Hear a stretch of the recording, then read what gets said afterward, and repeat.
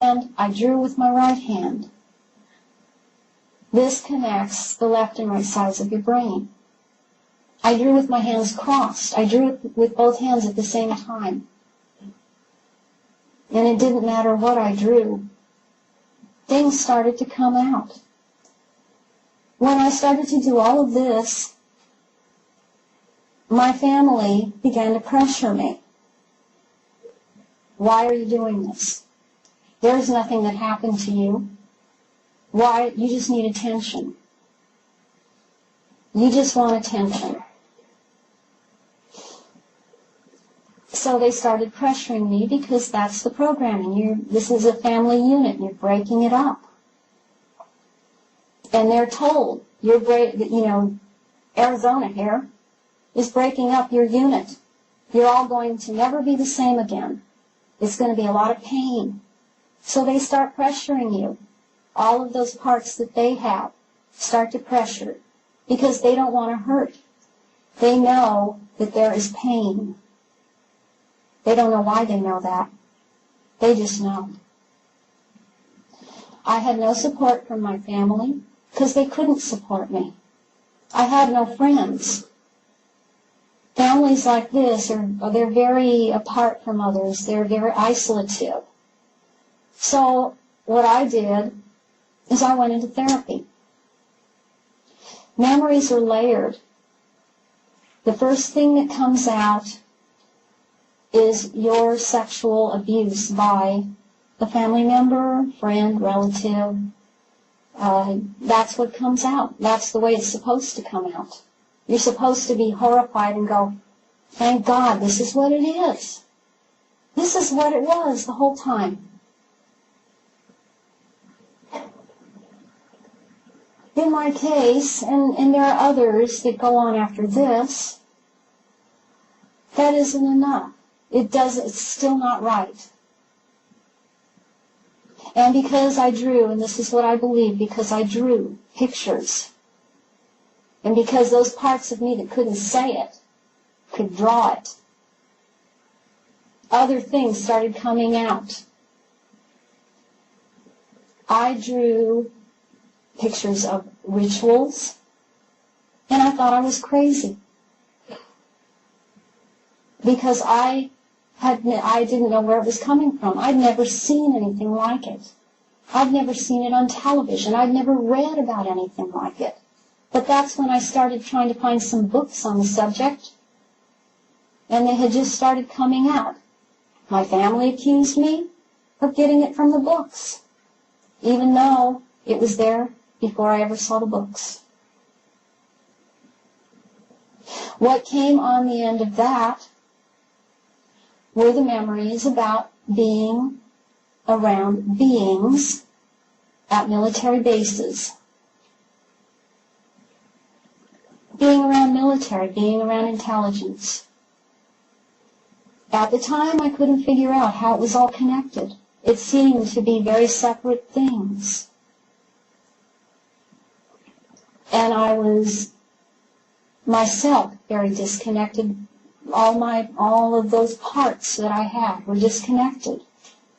And I really didn't want to talk about reptilians to the therapist or the psychiatrist because I did not want to be accused of being psychotic. Yet there they were in the rituals. I talked with other people that were having those memories also. They didn't want to talk about it either. But then some of them just figured it was drugs that they were given. Some of them figured they were being fooled with something dressed up in costumes. I had to go through all my years with trying to look at that, to be honest with myself. And I came to the conclusion it wasn't drugs, and it wasn't costumes, and it wasn't holographic images. And I was not crazy. When I started going through all of this recovery, they stepped up, that is my little watchdogs, stepped up their process of harassing me and picking me up and trying to get me back in line.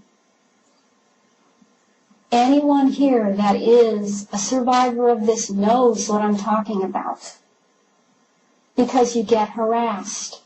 The phone calls that come in the middle of the night, the knocks on the door, if you live in apartments, the banging on the walls, the banging on the pipes, spraying insecticide in the house, which they did, DDT, in my apartment.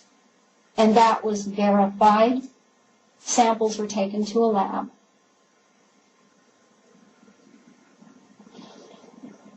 Being picked up and given drugs. Being beat up a few times. And I have photographs of what was done. The bruises took a year to go away. Being electroshocked. That was a favorite thing. Especially stepped up in the last, in 1998 they got me the worst. They got me so that I was having seizures. My therapist discovered it because she does a type of EEG biofeedback. She found it, and that I was having many small seizures. And she also had discovered a few years before that I was walking around in a delta state. I was wide awake, walking around delta state. What I know about that is that is the off switch for someone who is being used for psychic purposes by the government. They want you in a delta state. You're effectively off, and you're not utilizing the psychic channels. You're safe that way.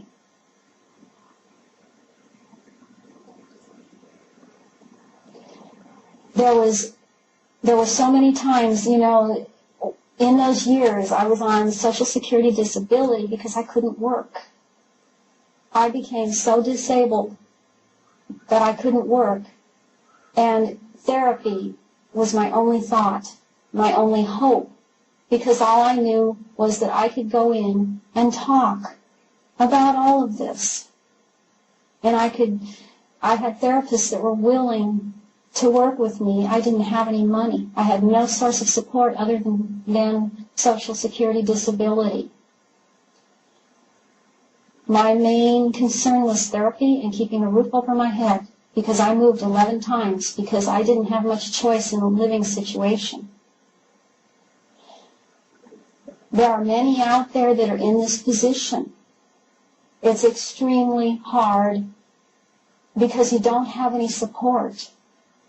And you have all of this harassment. Even now, people don't even have the option of therapy like I had it. There are many therapists that don't do this anymore because they're harassed for working with survivors. They're being very much harassed and watched. I will also say at this point that there are therapists out there that are themselves programmed and part of it, and they don't know it. And it's a very sticky situation. I would estimate there's probably around 10 million people in this country that are programmed. And they don't know it. Many don't know it. And they're being used. Their mind is not their own. They are not single-minded. They don't have the ability.